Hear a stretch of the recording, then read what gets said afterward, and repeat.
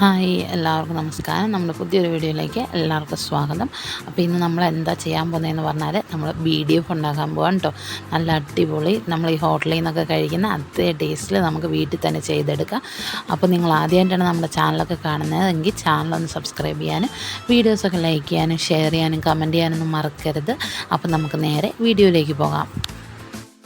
അപ്പോൾ ഞാനിവിടെ കുറച്ച് ബീഫിൻ്റെ കഷ്ണങ്ങൾ ഇങ്ങനെ വലുതായി തന്നെ എടുത്ത് നല്ലതുപോലെ കഴുകി എടുത്തിട്ടുണ്ട്. ഇനി നമുക്കിതെല്ലാം കൂടി ഒരു കുക്കറിലേക്ക് ഇട്ട് കൊടുക്കാം കേട്ടോ.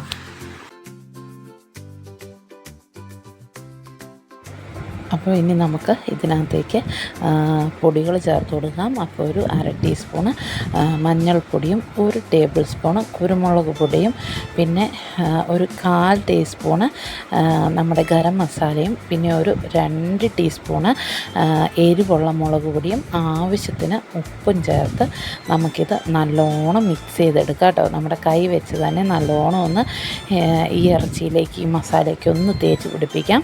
അതിനുശേഷം ഒരല്പം മാത്രം വെള്ളം ഒഴിച്ച് നമുക്കിത് വേവിക്കാനായിട്ട് വെക്കാം. അധികം വെള്ളം വേണ്ട, കാരണം ബീഫ് ആയതുകൊണ്ട് ഇറച്ചിയിൽ തന്നെ ആവശ്യത്തിന് വെള്ളമുണ്ട്. അതുകൊണ്ട് കുറച്ച് മാത്രം വെള്ളം വെച്ച് നമുക്ക് അടുപ്പിൽ വെച്ച് വേവിച്ചെടുക്കാം കേട്ടോ. പിന്നെ ഇത് വേകേണ്ടത് ഒരു 80% മാത്രമേ വേകാവുള്ളൂ. അല്ലെങ്കിൽ നമ്മളിത് കട്ട് ചെയ്തെടുക്കുമ്പോഴത്തേനും അത് ശരിയാവത്തില്ല. അതുകൊണ്ട് ഒരു 80% വേവിച്ചതിന് ശേഷം നമുക്ക് ഓരോ പീസസ് എടുത്ത് ഇതുപോലെ കട്ട് ചെയ്തെടുക്കാം കേട്ടോ. ഏത് ഷേപ്പിൽ വേണമെങ്കിലും കട്ട് ചെയ്യാം. ഇങ്ങനെയൊക്കെയാണ് കടയിൽ കിട്ടുന്നത്, അതുകൊണ്ട് ഈ ഷേപ്പിൽ കട്ട് ചെയ്തതന്നേ ഉള്ളൂ കേട്ടോ. അങ്ങനെ നമുക്കിതെല്ലാം ഒന്ന് കട്ട് ചെയ്തെടുക്കാം. ഇനി നമുക്ക് ഇത് ഫ്രൈ ചെയ്തെടുക്കാനായിട്ട് ആവശ്യമായിട്ടുള്ള മസാല റെഡിയാക്കി എടുക്കണം കേട്ടോ. അതിനായിട്ട് ഒരു പാത്രം വെച്ചിട്ടുണ്ട്. അതിലേക്ക് ഞാൻ ഇഞ്ചിയും വെളുത്തുള്ളിയും നല്ലപോലെ പേസ്റ്റ് പോലെ അരച്ചതും അതുപോലെ തന്നെ നമ്മുടെ ഉണക്കമുളകിനെ പൊടിച്ച് ഇട്ടതുമാണ് ഇട്ടിരിക്കുന്നത്. പിന്നെ നമ്മളിതിന് ഇട്ട് കൊടുക്കുന്നത് കോൺഫ്ലവറാണ്. 2 ടേബിൾ സ്പൂണോളം കോൺഫ്ലോർ ഇട്ട് കൊടുക്കുന്നുണ്ട്. കോൺഫ്ലോർ ഇല്ലെങ്കിൽ മുട്ടയുടെ വെള്ള ചേർത്താലും മതി കേട്ടോ. അതിന് ശേഷം നമ്മളിതിലേക്ക് പൊടികളായിട്ട് മഞ്ഞൾപ്പൊടി, പിന്നെ ഗരം മസാല, അതുപോലെ തന്നെ കാശ്മീരി മുളക് പൊടിയും കൂടെയാണ് കേട്ടോ ചേർക്കുന്നത്. നല്ല കളർ വേണമെങ്കിൽ കുറച്ച് കൂടുതൽ കാശ്മീരി മുളക് പൊടി ചേർത്ത് കൊടുക്കുക. പിന്നെ നമ്മളിതിലേക്ക് ആവശ്യമായിട്ടുള്ള ഉപ്പും ചേർത്ത് കൊടുത്തിട്ടുണ്ട്. പിന്നെ നമ്മൾ ഇതിലേക്ക് നല്ലൊരു ഫ്ലേവറിന് വേണ്ടിയിട്ട് പെരുംജീരകം ചതച്ചും കൂടെ ചേർത്തിട്ടുണ്ട്. പെരുംജീരകം പരമാവധി സ്കിപ്പ് ചെയ്യാതെ ചേർക്കണം കേട്ടോ. പിന്നെ നമ്മളിതിലേക്ക് ഒരു 2 അടപ്പ് വിനീഗർ കൂടി ചേർത്തിട്ടുണ്ട് കേട്ടോ. പിന്നെ നമ്മൾ വേവിച്ച് വെച്ച ബീഫിൻ്റെ വെള്ളവും കൂടെ ഒഴിച്ച് ഇത് നല്ലൊരു ബാറ്ററായിട്ട് നമുക്കിങ്ങ് റെഡിയാക്കി എടുക്കാം കേട്ടോ. കൈ വെച്ച് കുഴച്ചെടുത്താലും മതി, സ്പൂൺ വെച്ച് ആക്കാനായിട്ട് ഇത്തിരി പാടാണ്. അതുകൊണ്ട് കൈ വെച്ചിങ്ങ് കുഴച്ചെടുത്താലും മതി കേട്ടോ.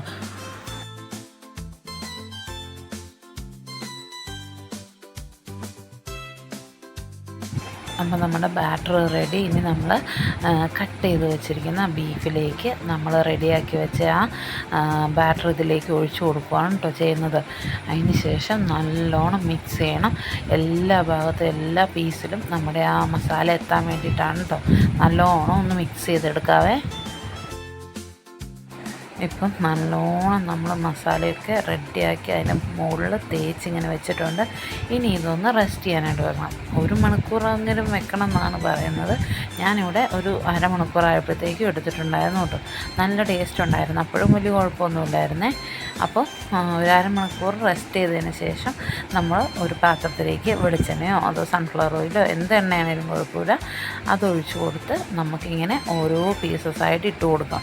എല്ലാം കൂടെ ഒരുമിച്ചിടാൻ നോക്കരുത്, കാരണം ഇതെല്ലാം കൂടെ ഒരൊറ്റ കട്ടയായിട്ടിരിക്കും. അതുണ്ടാകാതിരിക്കാനാണ് കേട്ടോ ഇങ്ങനെ കുറച്ച് എടുത്തിട്ട് ഫ്രൈ ചെയ്തെടുക്കുന്നത്.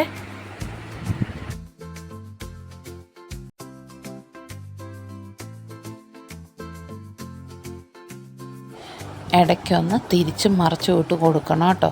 പിന്നെ നമ്മുടെ ഈ ബീഫ് അധികം നേരം ഇട്ട് കുക്ക് ചെയ്യരുത്, കാരണം എന്താണെന്ന് പറഞ്ഞാൽ ഇത് ഹാർഡായി പോകാനായിട്ട് ചാൻസ് ഉണ്ട്. അതുകൊണ്ട് തന്നെ ഒരു 3 അല്ലെങ്കിൽ 4 മിനിറ്റ് മാത്രമേ ഇത് ഇങ്ങനെ എണ്ണയിൽ ഇടാവുള്ളൂ കേട്ടോ. അതുമല്ല നമ്മുടെ ബീഫിന് ഒരു 80% വേവുണ്ടായിരുന്നുള്ളൂ. അപ്പോൾ ബാക്കി ഇത് നമ്മൾ ഇങ്ങനെ ഫ്രൈ ചെയ്യുമ്പോഴാണ് വേകേണ്ടത്. അതുകൊണ്ട് തന്നെ ഇതൊരു ലോ ടു മീഡിയം ഫ്ലെയിമിലേ ഇടാവുള്ളൂ കേട്ടോ, കൂടുതൽ ഇടരുത്.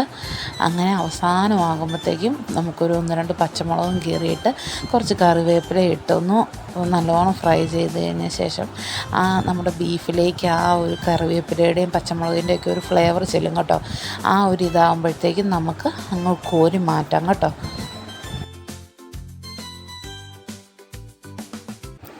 അപ്പോൾ ഈ ഒരു പരുവാകുമ്പോഴത്തേക്കും നമുക്കങ്ങ് കോരിയെടുക്കാം കേട്ടോ.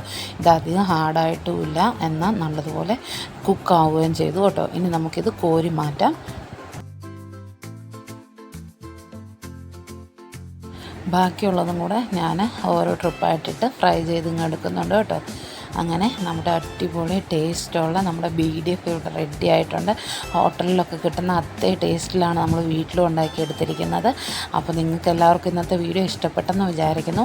പിന്നെ ആദ്യമായിട്ട് നമ്മുടെ ചാനലൊക്കെ കാണുന്ന ആൾക്കാർ ചാനലൊന്ന് സബ്സ്ക്രൈബ് ചെയ്യാനും വീഡിയോസൊക്കെ ലൈക്ക് ചെയ്യാനും ഷെയർ ചെയ്യാനും കമൻറ്റ് ചെയ്യാനൊന്നും മറക്കരുത്. അപ്പോൾ നമുക്ക് അടുത്തൊരു വീഡിയോയിൽ കാണാം കേട്ടോ.